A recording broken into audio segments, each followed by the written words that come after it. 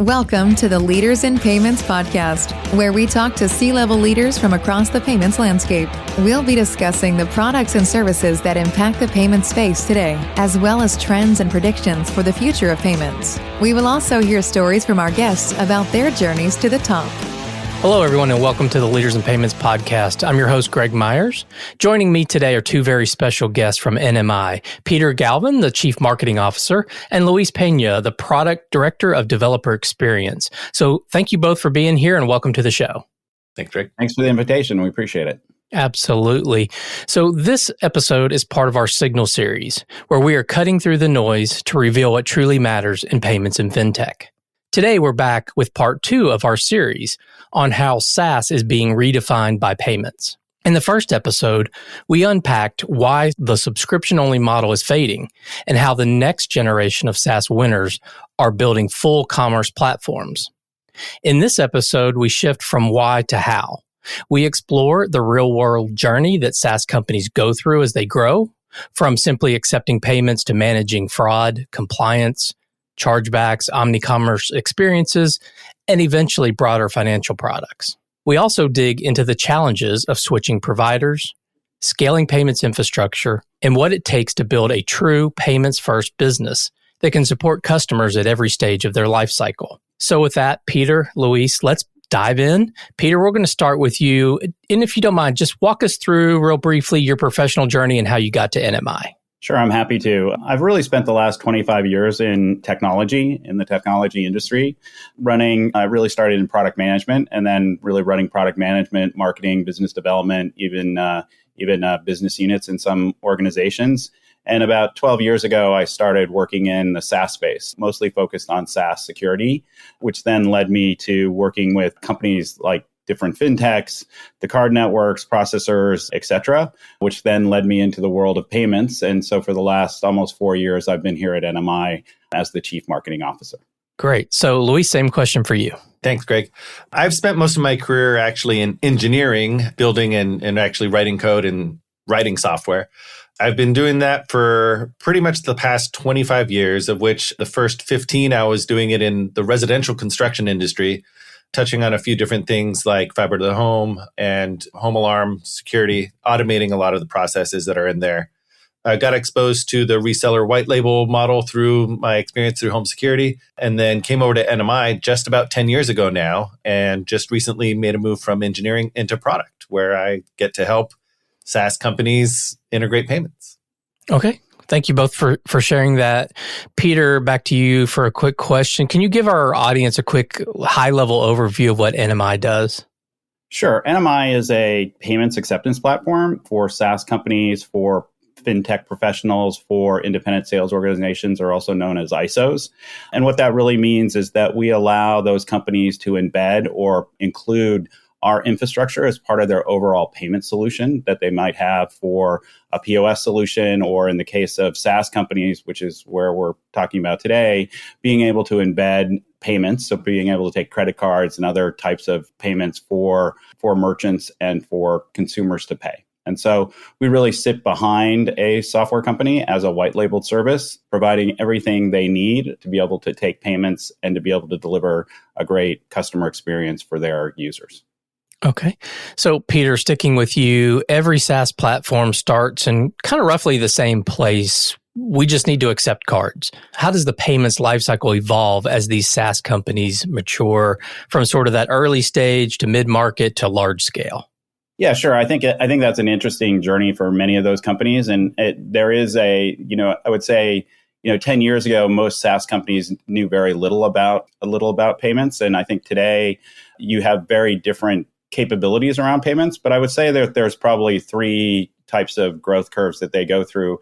The first growth curve is really, I'm building a SaaS product. I need to figure out a way to add payments into that SaaS product. I need to do that relatively quickly because I'm trying to get to market with my actual software. And so I'm less concerned about, maybe some of the ways that I'm integrating with that, maybe some of the ways that it's being displayed. I just want to have the capability of being able to add payments. And then as those organizations scale and and they become larger, their customers in many cases are asking for more functionality within that payment environment. And so now they may be looking for more payment services, for example, or they may want to have more control over the total experience that those customers have. When we talk to a lot of SaaS companies, one of the most important things that we find is that they're less worried about the mechanics of the payments and much more concerned about the merchant experience or the client experience that those customers are going to have. And so when those companies get bigger and they have more resources, really where they want to spend time is making sure that it looks and feels much more like their existing product. And so that journey also can involve kind of from a business standpoint as well. And so a lot of times organizations in the early startup mode are just not thinking, just want to have the ability to take payments. Whereas as organizations get bigger and they scale up and they maybe even become enterprises, they can now look at payments as a potential revenue stream. And then as a revenue stream, they can usually get different types of either what's called revenue share or different types of rates that allow them to take and make money through payments. As even they get more sophisticated than that, some of them want to actually take some risk. So as we know with payments, when you take a credit card, there is some risk involved. There's some risk that that person may not get paid. You may have chargebacks, et cetera. And so some SaaS companies will even want to go further and take more of the risk so that they can make more money. And therefore, they have to get much more sophisticated in some of their compliance controls and their credit controls and their underwriting controls. So there's a number of different journeys. And I think it's important as they think about it is making sure that they're working with partners that can take them through all of the journeys that they're thinking about on as they grow their SaaS business and as they look at growing their payments business as well. Okay. So, Luis, over to you. As SaaS companies grow, like Peter just said, they're going from simple processing to larger enterprise where they may be handling fraud, chargebacks, compliance. What are some of the operational compliance challenges that these companies face as they scale? And when do they typically hit those inflection points?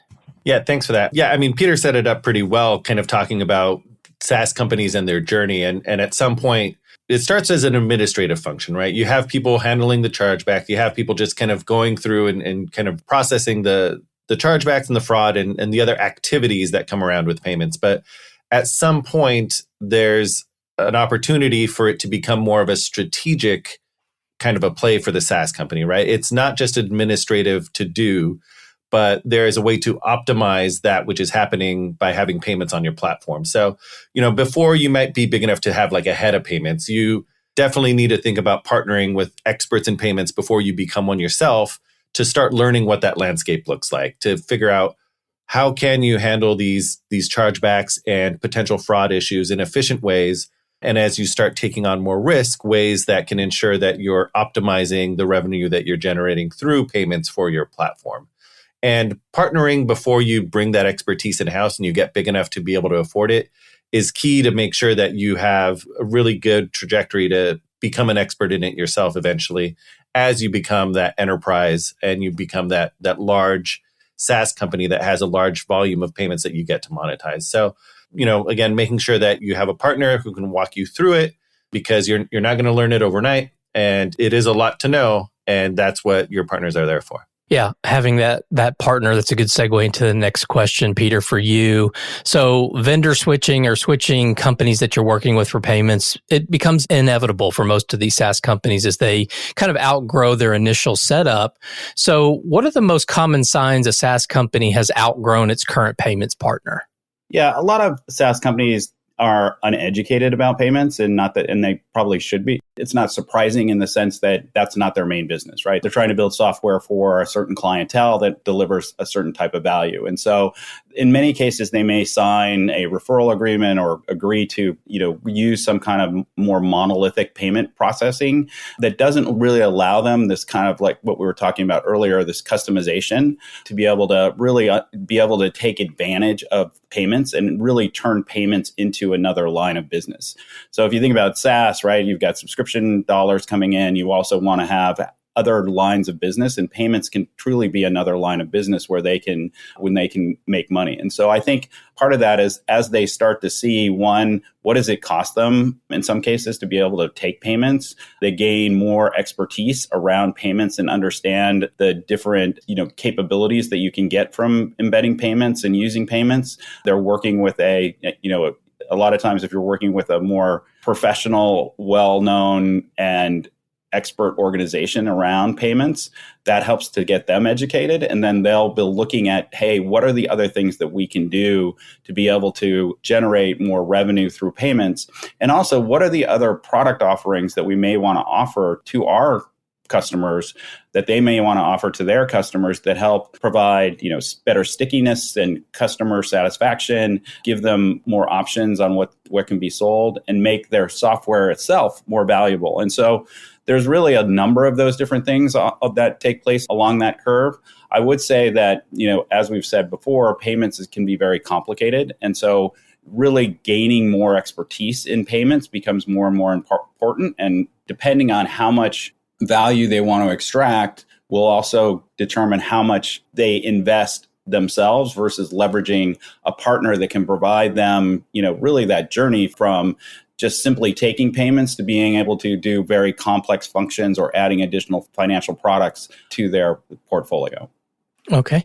So, Luis, sticking with that kind of switching theme, switching platforms or providers, as we all know, can be very painful, both technically and operationally. So, what are some best practices that help SaaS companies navigate a payments migration with minimal disruption? And we talk about that customer experience all the time. So, kind of navigating that migration with minimal disruption to the merchants and to the developers.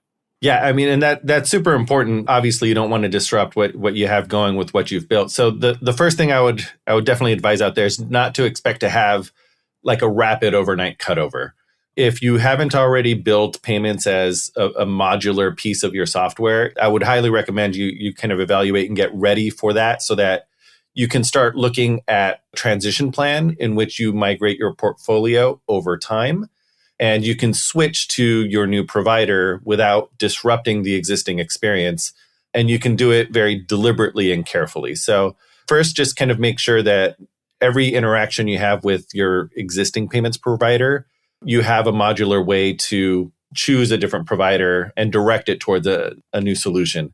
After that, you then want to make sure you're aligning all of your user flows and your experiences. So when the switch happens, you're either going to get the same or an improved experience for what you're providing right now. There's a good chance that the provider you're selecting isn't just for a better cost, but for also a better experience for the users, right? So you're not going to degrade the overall journey, but you're going to make sure that what you're doing is going to improve it. And then just a lot of testing. Just make sure that, as I've probably mentioned before, you test all negative cases, all positive use cases.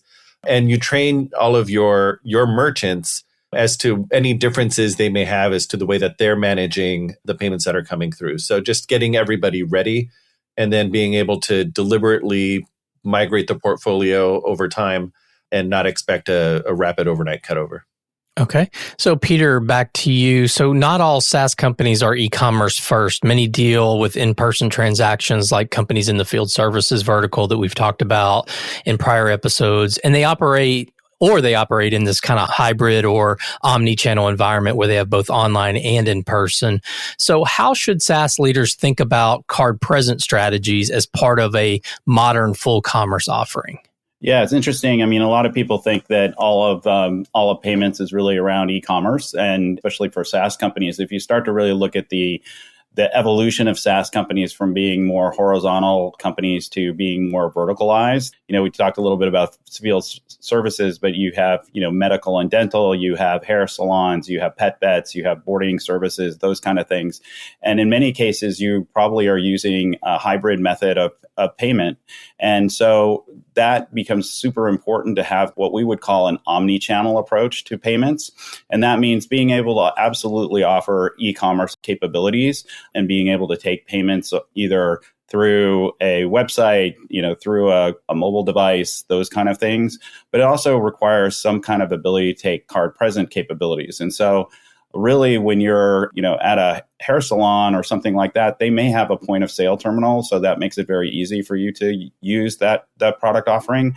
But when you think about things like field services or where people may come to your residence or your place of business, they have to bring a quote unquote a terminal with them. And so one of the advantages that in technologies that is becoming most interesting is really around tap to pay, which is the ability for one of those people to bring either what's known as a small puck, which is a device that can either be contactless and take a payment, or what's being much more fastly adopted are things like tap to pay, which is really using your existing device, whether that's, a phone, for example, as a payment terminal, and then being able to take a credit card payment or a digital wallet payment directly from that device. And so being able to have and think about the multiple ways that a consumer wants to pay, I think is the most critical, and making sure that it's very frictionless, because even card present strategies, you want them to be very, very frictionless. So even online strategies, you want to be very frictionless. So, when you start to think about subscriptions and subscription management for like gym services and things like that, you also may want to keep a card on what we call card on file, which allows for, I went to the restaurant at the gym, or I took an extra class at the gym. I don't have to re-enter all of my information again. That information is already tokenized at the location and it's secure. My payment information is secure. And so all I might have to do is do some kind of biometric capability to be able to allow for that payment to be taken. And so really an omnichannel focus, and then also thinking about how many different ways the consumer may want to pay and being able to accept all of those different consumer offerings based on the software that you're providing to your customer or their customer's customer. Okay. So Louis, sticking with sort of the card present or the omni-channel experiences, from a technology standpoint, what tools, devices, and APIs matter the most for these SaaS platforms that need to support both card present and online experiences? As Peter pointed out, there's a lot of different ways to be able to integrate payments into a SaaS, and it's really going to be dependent on what your SaaS is doing and how it is interacting with its end users. And a lot of that will guide the type of payment experience you're going to end up technically integrating. So, for example, if you have that field service technician and you're always in areas that may not have reliable internet, and you're already building your software to be able to work without reliable internet, so it's on device, you're going to need to find a technology partner that can work in that environment, that doesn't need to be always connected to the internet and can integrate with a payment device to be able to accept payment that way. Not all providers support that. Not all devices can support that. So you need to make sure that you think about these scenarios. If your SaaS platform is built in a way that it always needs an internet connection, then it's okay for you to also have a device that also needs an internet connection. And it may actually be able to simplify the integration, because then you can pick a device that's integrated via a cloud API, RESTful API, that your SaaS platform can natively talk to directly. You don't have to worry about on-device SDKs or any of that. And you can just send payment requests directly to an API because your software is always on the cloud. So can the payment device. So being able to choose a payment acceptance method that matches your software is really key. Additionally, the concept of having test cards and an ability to test. You hear me talk about test a lot, but you can't just always test in software some of these scenarios. You're going to need to be able to physically present payment device in order to test. So ensure that you understand how you can get that support, whether it's software enabled via a mobile device or you actually have physical test cards in order to test the scenarios, is something that you need to become capable in doing as well. And then finally, from an API perspective, as I mentioned before, there's cloud APIs, there's on-device APIs that'll also help you integrate.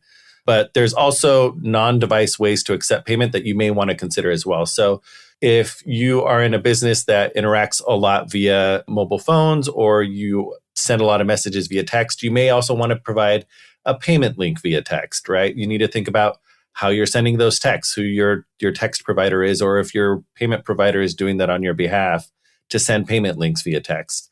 QR codes as well. If you have payments that are able to be completed via QR code, how are you working within that ecosystem that makes sense for the user journey for your software. So it's not always just about devices, but also alternative ways to get that info, whether it could be text or QR code. You just need to make sure that you can support all of those, and you have a partner who can as well. So, Peter, this question's for you. As SaaS companies mature, payments often become the gateway to offering broader financial products.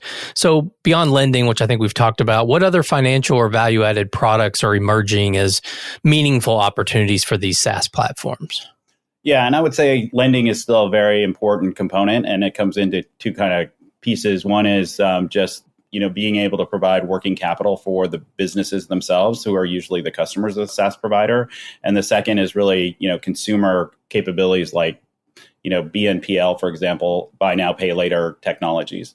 But there are a number of other technologies that are interesting for these kind of SaaS companies as well, that kind of allow them to be able to do different things with payments. And so those things also include things like the ability to do payouts. So be able to think about, I have received some revenue, but I need to pay out to maybe the plumber and also the company that is taking the money. So being able to manage those payouts, or other ways of being able to give instant payments, right? So usually when something is charged on a credit card, it could take some amount of time for the merchant or the actual worker to get paid. You can do things like instant payouts, which provide a mechanism for being able to pay out more quickly, but usually there's a price associated with that, where the SaaS company could benefit from that.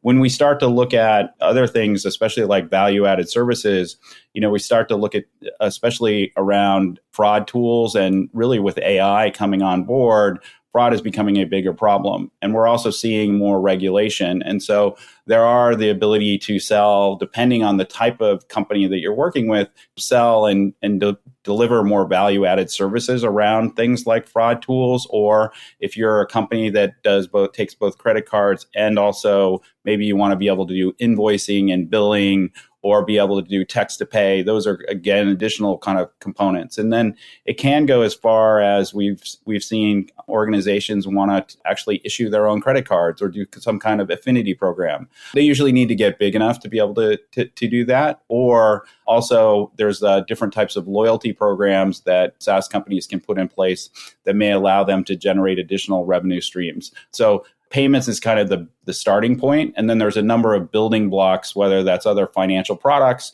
or there's other, because of the type of business that they are, there's other types of services that they would need that would go beyond just processing a credit card, for example. Right. So, Louis, these products that Peter just mentioned, a bunch of them that can bring tremendous value and upside for these companies, but it also introduces new risks and definitely operational complexity. So how can these SaaS platforms evaluate which financial products align with their vertical and their own, internal readiness? Yeah. So there's obviously the business proposition for a lot of these products and how they can impact a SaaS company. Being that they're focused on their own software and the user journeys that they've created, there's definitely a need to understand how it impacts those journeys and if there is readiness to be able to consume any of these products. So, for example, a number of these products will require a one-time onboarding for the merchant. So how does that happen? Is that built within your software? Do you already have the requisite information to be able to provide in order to board your merchants onto this? What gaps of information do you have? How will you attain it?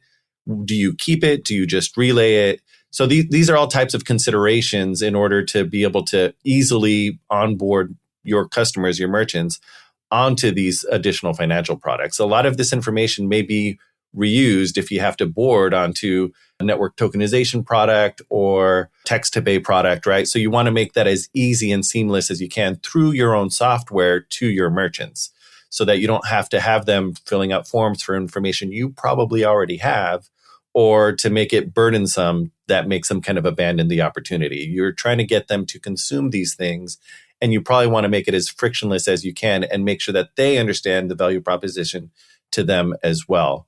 That's the one-time boarding. Additionally, how does it operationally impact the way that you're delivering your service? Is it seamless? Is there an extra step that a merchant may have to take in order to take advantage of it? What does that look like? So a product like network tokenization there's a chance that you may need to do nothing and it's just seamless and you get the benefits from it by just simply boarding and turning it on. Other products may be more involved and you have to readjust your existing user journeys for either your merchants or their end users in order to support the feature that you're trying to bring out. So really just understanding all of those points in which you need some either merchant or end user input and ways to make that as seamless and frictionless as you can from an operational standpoint. These are the types of considerations you need to think about. Okay. So, Peter, throughout the last episode and this one, we've really been talking about making that leap from sort of a payments-enabled SaaS company to a kind of a payments-first mentality. So with that, what organizational changes across product, engineering, support, and go-to-market do these SaaS companies really need to be doing to be successful? Yeah, so if you really want to become a payment first company, you really need to start with a partner that gives you a level of expertise that can meet your particular needs. And then you can make certain decisions about what do you want to actually bring in-house. And so we've seen organizations, for example, they hire a payment general manager, and that payment general manager who does have expertise in payments then can start to make decisions about some of the things we talked about earlier. For example, about the different product offers that they want to make, the different lending components that they might have, network tokens we talked about, text to pay, invoicing, tap to pay, like what are all those components that they may want to offer? And then, those types of activities then require, for example, a go-to-market motion based on what they're choosing. It also requires maybe different types of product managers who are more focused on understanding the financial implications of the businesses that they are serving than it is about some of the other product offerings that are being there. And then finally, when it comes to, development and support, it's either making sure you have the right support organization that can support and do first-line support, or working with, again, a strong partner who can take, those more sophisticated payment calls, understands your business, but when it comes to payments can be able to, you can either take those directly or offload those to another partner. As you're looking to take more, more risks, for example, then you may need an underwriting group. You may need more for a compliance organization. And then when it comes to, engineering, which is really Luis's domain, I would say, you end up with people who need to have more experience with payments, understanding how the APIs work. What are the actually opportunities so that they can ensure that there's the best customer experience, which is really the core goal of a lot of these SaaS companies to be successful, is around customer experience. And so depending on the route they take around being payment first will impact the way that they look at and have to deal with the organizational changes that they'll want to make. And most of the time we see that as more of we see that as a evolution, not a revolution. As we kind of talked earlier in the show about, starting as a startup and then growing their business, the whole business is evolving over time. The streams of revenue can continue to evolve between subscriber and payment revenue. And then really moving into more financial products can really help them generate even more revenue and provide more product offerings and more value to their software. So final question for both of you. Peter, we'll stick with you. So looking ahead, what does the next evolution of the SaaS plus payments ecosystem look like as these platforms expand into payments, financial services, and other deeper monetization models? Yeah, I think there's a couple of, kind of continuing trends within our industry that are very exciting and interesting. I mean, one certainly is around cybercoins. And, we hear a lot about Bitcoin and Ethereum and those types of using those kind of things as payment devices. For the most part, those are being used as, stored value, right, which are more investment products. But there are people who have now, have a lot of those types of assets that want to, spend them on everyday things. It's just that merchants have a hard time accepting those types of payments and accepting that level of risk. So there are companies that, you can work with and have partnerships with that maybe immediately turn a cyber coin or Bitcoin, for example, into fiat currency almost immediately to the back to the merchant, and they would charge a fee for that. The other interesting place is probably more so around stablecoins, and more stablecoins for cross-border payments. So you're seeing, it can be very expensive to do cross-border payments, and stablecoins looks to be one of the ways that organizations and companies who are trying to have more of a global presence may want to use or leverage stablecoins as a payment mechanism. I also think other area that is very interesting is really around open banking and being able to really maximize and leverage the consumer, allowing them to access banking information from a variety of places and really take more ownership over their financial life and how that might be impacted by a SaaS company. And then finally, I think the most interesting for me personally, and I think probably also maybe for Luis, is really around agentic commerce. And so, I think when people are talking about agentic commerce today, they're really thinking about, there's an agent and that goes kind of screen scrapes a site and then allows you to pay for that. But really what's the trend that I think that's getting very exciting is I, as a consumer now, will be able to say, hey, let's say it's Christmas time. I want holiday lights. I need them in these different types of colors, and it needs to be 8 feet long and make sure it looks, and I want to be able to see how it looks on my house. And Agentic Agent goes out to all of these different catalogs that are out there and looks for the right set of products without ever actually going to a quote unquote website that we have today, and finds me the right product. And using technologies, for example, like tokenization, I would then be able to just immediately pay for that through some type of biometric device. And so I think, we're very early in the time of agentic commerce. So I think that's probably the most exciting part of the market that I'm looking forward to seeing how it evolves over time. Okay. Luis, your thoughts? I couldn't have said it better myself, Peter. I'm definitely excited about the last part that I'll expand on right now. So yeah, I really see an evolution towards kind of changing the way that people consume and purchase things. While right now we're in the middle of this verticalization through software, right? So people aren't just always manually taking payment anymore in a virtual terminal or on a keyed device, right? It's integrated into a software that is for a specific vertical for whatever type of business is out there. What I'm excited about seeing next is how these are discovered. And more AI and agents are out there being the front door to a lot of these discovery. And the ability to complete that transaction through that same discovery is, I think, something that we're really paying attention to, and that's really exciting. And I love Peter's analogy. Like, I'm looking forward to the time, and we were talking about this earlier, Christmas is coming up when this is being recorded, right? And I would love to be able to have some help with my shopping list, right? And if I've been talking to my agent about the things that my family and my friends like, it's already trained and knows and might even remember a conversation I had about, hey, this might be a good gift for someone. How about this on this side? I would have never found it by myself, right? So that's a way where it's helping me in the discovery of these products, right? So for SaaS companies, right, they're all not necessarily going to build this themselves. They're going to find partners and companies that will give them access to this ability to be discoverable through these agents. That's kind of where it's I think, going through next. So while companies are focused on their journey and their product, and they're thinking about the humans on the other end, they also got to start thinking about the agents on the other end who are also looking at their catalogs, that are also looking at their services and finding ways to make sure that they can get discovered through these new ways to shop. Well, I think that's a great way to wrap up the show. So thank you both for being on the show today. I know your time is very valuable, so I really appreciate you being here today and doing this series with me. Thank you so much. We really appreciate your time as well. Yeah, thank you. And to all your listeners out there, I thank you for your time as well. And until the next story.